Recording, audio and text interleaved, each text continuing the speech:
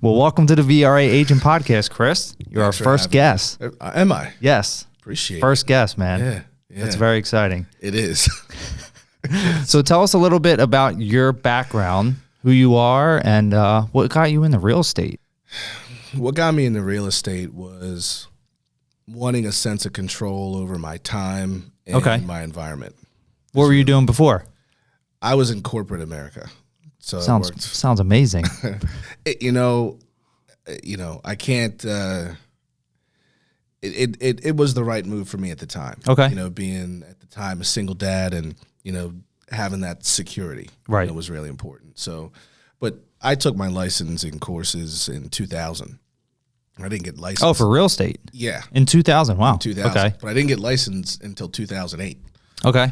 Took you 8 years? It took me 8 years. My daughter was born in 2003. Okay. And then I just went, Right. And in 2008, I got licensed and I was part-time for 4 or 5 years and then jumped in full-time in 2013. Nice. Yeah. Awesome. Yeah. And it got to the point where it does where most people that are part-time or full, they have to make a decision. Right. As to they start getting busy. Yeah. And the corporate life, it gave me the security I needed, but man, the restriction just wasn't for me. Sucked your soul. I'm a horrible employee. So it's good that you work for yourself now, right? Yeah. So tell us a little bit about where your business is now compared to where it was when you started. Like, what are you focusing on now? I always wanted to own. Okay. I always wanted to invest and learn how to develop. That was always what I wanted from the beginning. Right.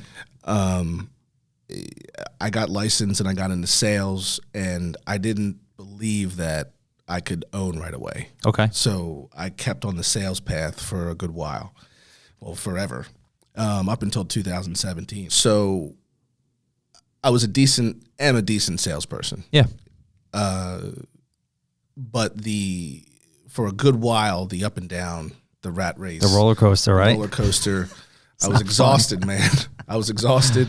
And in 2017, my wife and I were like, look, how do we maximize this license that you have? How do you really get the most out of it? Right.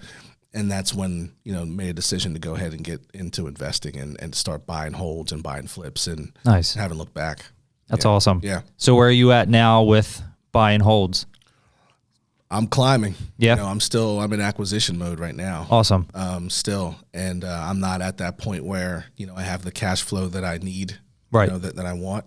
But I love the work, so, it's not me just busting my ass for a destination. Right. The work that I do every day means something to me. And so I enjoy doing it. That's awesome. So feel pretty good about where I'm at, the path I'm on. And, it's just, all gas, no brakes right now. So right now you're focused on acquiring more properties. Acquiring more property. And from an agent sales standpoint, you're probably still doing some sales, I would assume? Still selling. I had a good first quarter so far. Nice. A lot of the business that I do is coming from one of two different places, sphere of influence. Right. I'm going to start, I do some events for past clients, sphere, just all that thing to let people know that I'm in the business, right. And just to celebrate and everything. And then there's the people that I market to buy, right?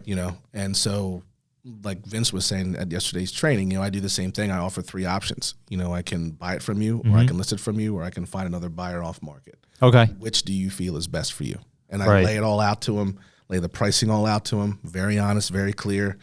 No attachment. And they get to choose. And they get to choose. That's the best part about it. Disclose everything honestly, and people really appreciate that. Right. Because, a lot of investors approach sellers that are in distress, in shitty ways. Right. They just try to steal property from them. Yeah. So I've seen it. Yeah.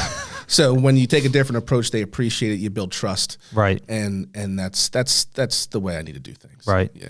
So what is one big bucket list item that you're looking to achieve in real estate? I feel like I kind of know what it is, but just let the people know.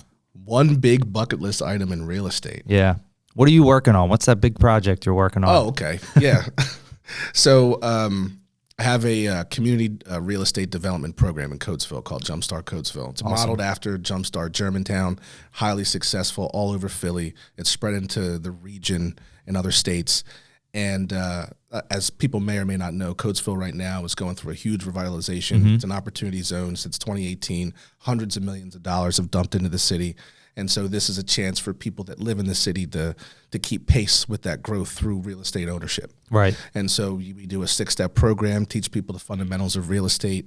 At the end of it, they have a blueprint of what they need to do to get their next or their first project started. Right. And start to build some wealth for themselves alongside of the city. Right. Yeah. So you're helping yourself. Help myself. Which is okay. It's all right.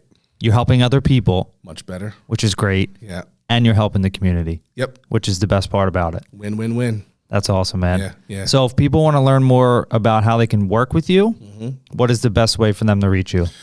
Text, if I'm honest. Okay. I'll go ahead and give the number. It's 484-319-0223. If you want to learn about Jumpstart Coatesville, jumpstartcoatesville.com. Just look at that on Facebook or Instagram.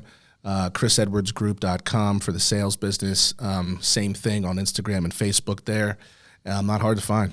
Awesome. Yeah. Well, we appreciate it. No problem. Thanks for being the first guest, man. Thanks for having me.